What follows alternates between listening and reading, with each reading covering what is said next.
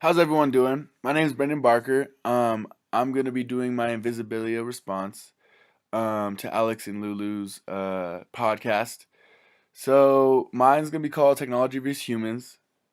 I am leaning towards the human side of things just because we are all human at a certain point, and technology is making its way on us in a way that we can't understand. And I have plenty of examples of the good, the bads, and everything in between. So here we go. So I'm gonna start off with the uses for technology. We use it in our day-to-day lives a lot. I mean, I myself will use a Google search 30 to 40 times, if not more, a day. So main point with technology and some of the good things that we retain from it is our research. The internet is everlasting and forever expanding. So every day, we as humans are putting in new data and information. Another thing is globalization, which is the way to connect to people, through social media sites like Facebook and Twitter. You can instantly talk to someone across the country or across the world, and be their friend, or instantly get in contact with someone right away. We used to have like pen pals back in the day before the internet got a hold of every single person, and you can instantly message someone anywhere. Another use for technology is education for the youth. Kids use it for learning games, stuff like that, just to get a better education from a young age. And also advertising. Companies use the internet to push out advertisements to anybody, everybody, and also specific advertising now, where they actually use a algorithm to understand what your likes are, and then they'll put certain stuff that you like in front of your face. Like if you're on Amazon shopping for, I don't know, like toilet paper, then you'll go to Facebook and the advertisement could be on the right side saying buy some toilet paper. So the internet's very useful for this kind of direct advertising, and it's good for that. All right, so in this slide, we're going to talk about the issues with technology. And in the podcast, they talked about a man named Thad who had a computer basically strapped to his body, and he wore these glasses that would relay him the information from the computer. And he used it in college classes. He pretty much used it all day, every day. So that's why he was able to use it when he was in college classes, because it was part of him. And we can see that this is happening to most humans with cell phones and stuff because it's on us at all times. Uh, some of the stuff that can happen because of having these technologies around us are distracted driving. We have people die every year. A lot of people die every year from distracted driving. In 2013, 3,154 people were killed in distracted related crashes. Smartphones are useful at times, but not when you really need to focus on what your task is, which is driving. CNN reported last year that we as a species look at our computer and smartphones around 10 hours a day. And this can lead to like social media addictions, and leading to people building a happiness from being around their phone so much, and they just feed off of the likes and comments, and it becomes part of their daily routines. It's been proven that through this, though, anxiety and mental disorders can occur from having too much stimulation of that. So after going over the issues with technology, I decided to go down a different rabbit hole and do how technology affects your health. So cell phones have been linked to cancer for many years now. I'm pretty sure we all know this. Wi-Fi signal can also be linked to it, putting out a negative ion energy that we can't even see. So this silent warfare can emit radioactive frequencies that can affect your tissue of any local muscle tissue or anything around in your body. I myself can feel this often when I have a cell phone in my pants and I leave the screen on and it starts heating up. What is the heat, and why is it heating? Because the inside of it's working, obviously still on, but you can feel it on your leg like a furnace. And so this radio frequency energy is a form of electromagnetic radiation, and there are two forms: there's ionizing and then non-ionizing.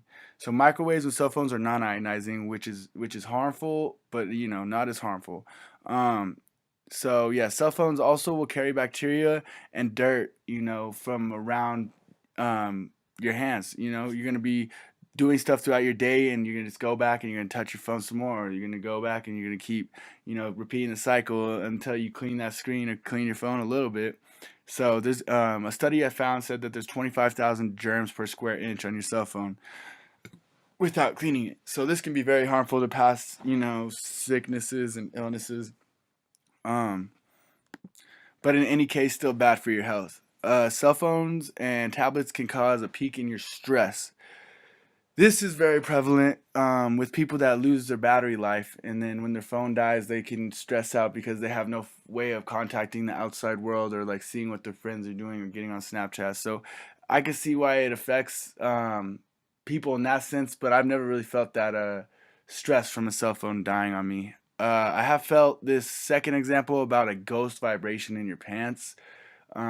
This ghost vibration can happen if you think there's a text or something, like your leg will just vibrate because you've had it vibrate so many times, and this repetition can lead just to like an illusionary vibration that happens, which I've had it happen to me back when I used to have my phone on vibrate, but now I don't even do that. So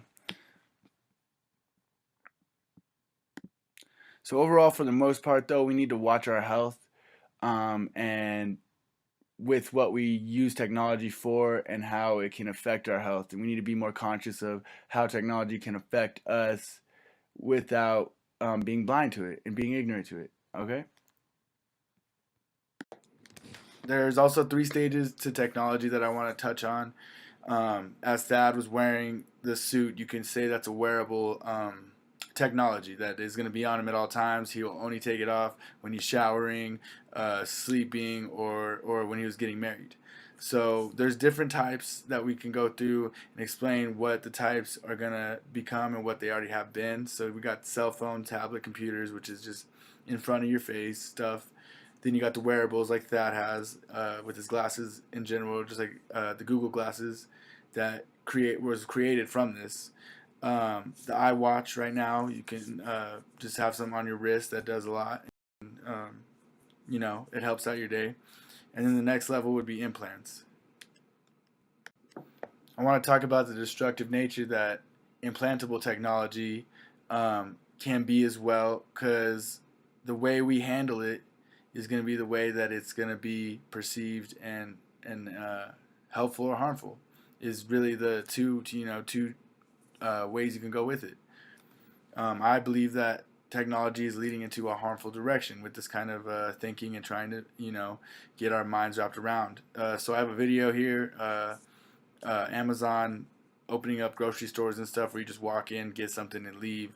And this is a prime example of what they're trying to get us towards and gear us for. So yeah, check it out.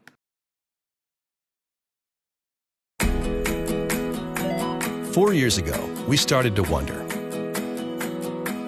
what would shopping look like if you could walk into a store, grab what you want, and just go?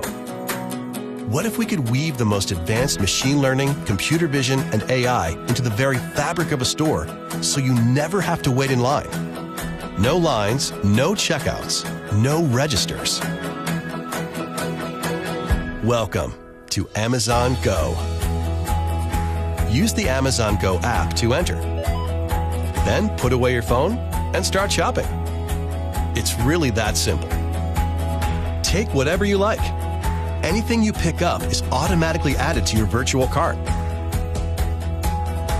If you change your mind about that cupcake, just put it back. Our technology will update your virtual cart automatically. So, how does it work? We used computer vision, deep learning algorithms, and sensor fusion, much like you'd find in self-driving cars. We call it Just Walk Out technology. Once you've got everything you want, you can just go. When you leave, our Just Walk Out technology adds up your virtual cart and charges your Amazon account.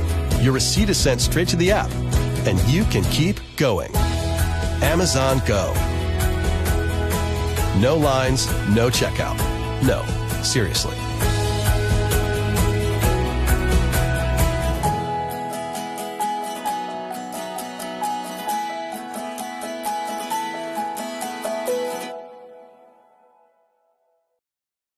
More now of our special coverage here tonight, life in the U.S. in 10 years' time. By that time, there may be all kinds of new ways to safeguard and identify all those things that make each of us unique, our faces, even our fingerprints, even our eyes.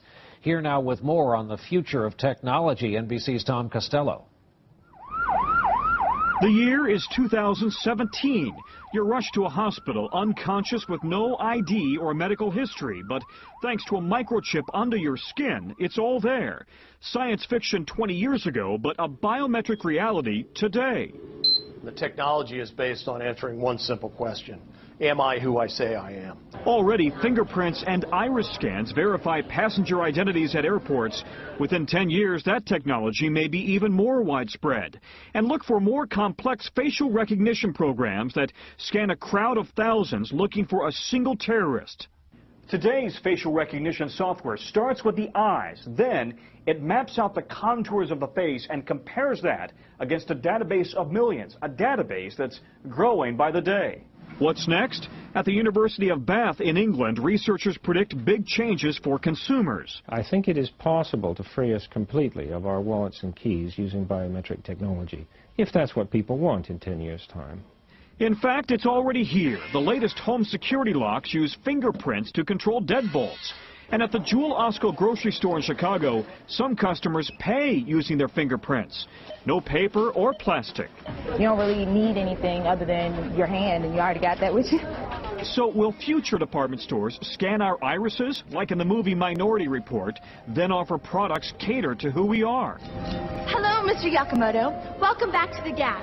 Experts say that technology is here now. The challenge is to safeguard our privacy in a brave new world.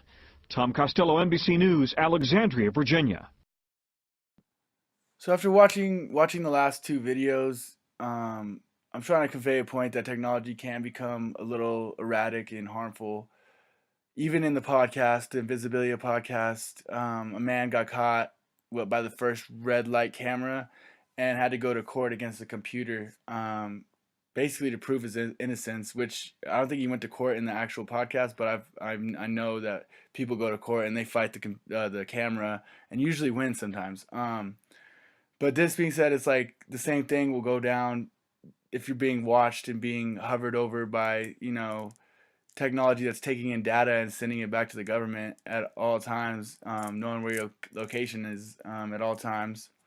Right now, cell phones are basically like an implant, but it's just in your pocket, and it feels more not like an implant, obviously, because it's not planted in you, but it's just on your hip at all times. So this can be destructive to society, and I feel like if we don't, get back to our human side of things, where we're, connecting with each other, passing information through each other, through books or anything like that, it's going to be way better for us to grow.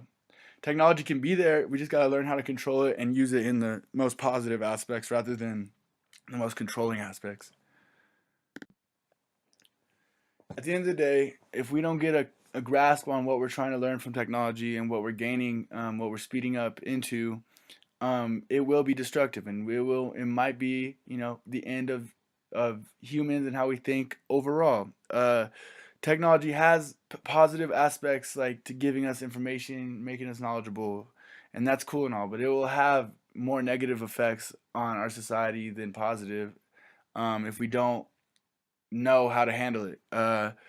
So I feel like if every day someone sets, you set down technology every now and then be in the present with your family and friends and be around people that actually care and are living real lives, the future will always be there. But if we don't know how to get to the future in the most safe way possible, then we shouldn't even be dealing with technology, because especially if we can't even handle it. So I hope this argument made sense on the Invisibilia response. They did a good job with their podcast and staying neutral and biased somewhat of the time. But still, technology is technology, and humans are humans. So it depends on what side you really benefits you. If you think technology benefits you, then good for you, and hope you know that you're still an organic being on Earth. So thank you for listening, and yeah, that's it.